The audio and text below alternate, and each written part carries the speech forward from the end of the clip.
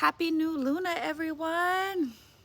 This new Luna on Monday, September 2nd, 6:55 p.m. Pacific Standard Time is the new Luna that is going to carry us into our eclipse season. So this new moon is going to set the tone for the rest of the Luna cycle, in which we will be experiencing our first eclipse of eclipse season on the 18th of September, a Luna eclipse. So this new Luna on September 2nd is happening in Leo, and in the further division of Leo, or the nakshatra called Purva Falguni, which is a Venus-ruled nakshatra. Purva Falguni is a grand time. People with Purva Falguni placements, prominent ones, are good time people. So this asterism is all about childlike joys, zest for life, the enjoyment of the splendors of life, the enjoyment of friends,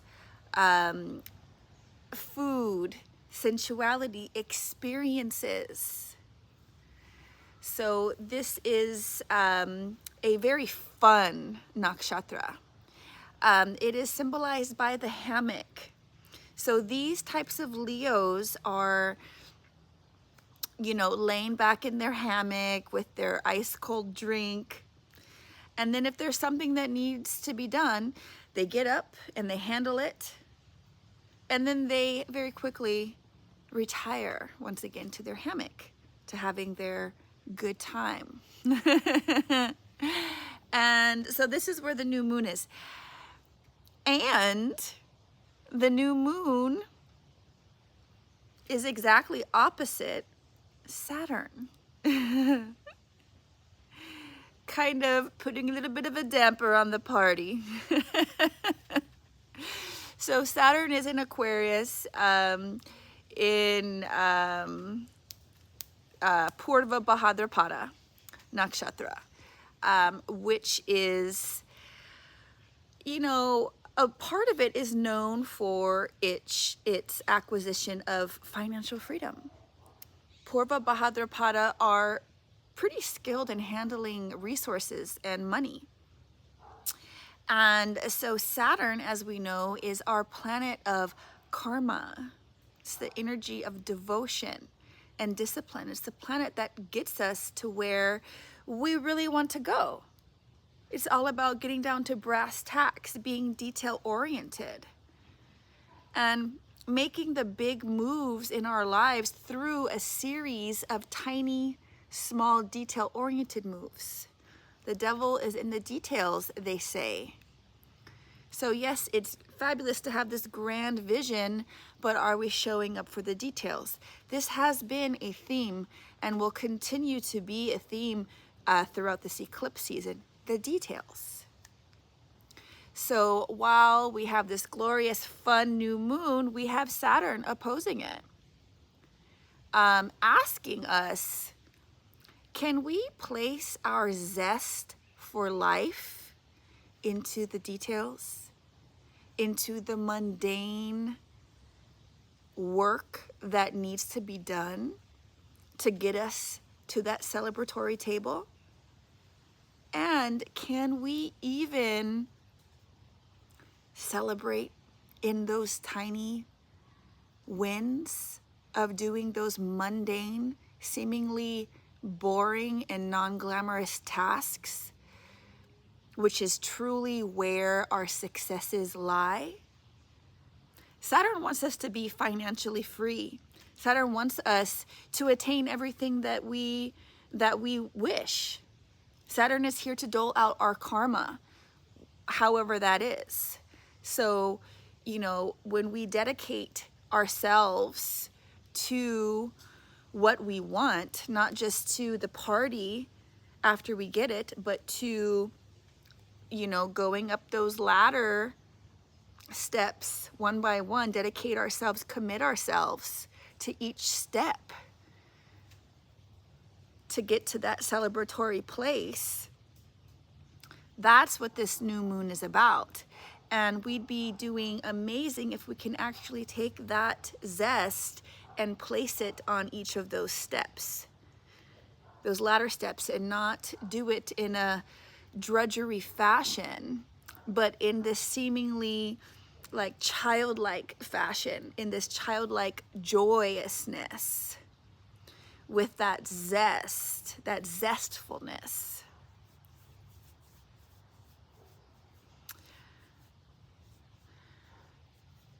Another thing that is happening during the new moon is that Venus is conjunct Ketu, the south node of the moon in Virgo.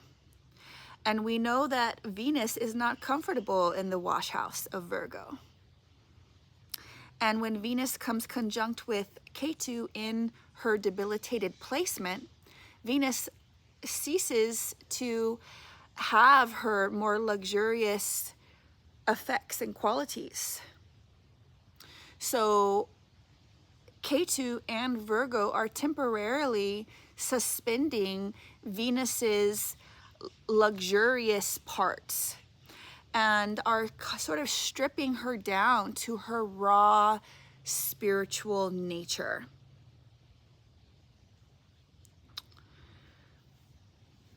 And, you know, because she is debilitated in Virgo, therefore she is considered weaker and not strong.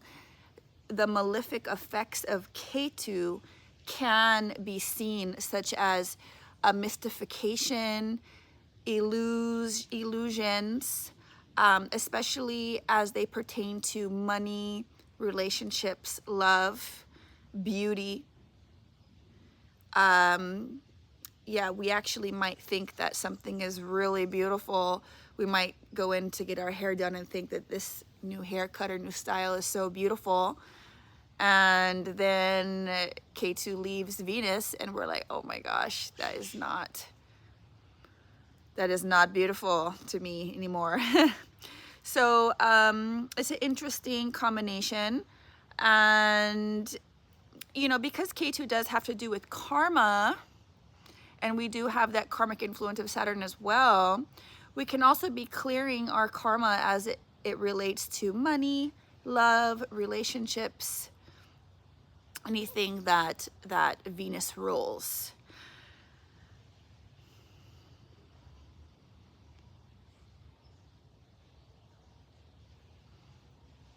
Yeah, so as we embark upon this new moon, and this new moon happens to us, and this is the energy that's going to bring us into eclipse season, I think that the question is, to what degree can you enjoy life? To what degree can you have an enlightened mundane experience, an elevated mundane experience?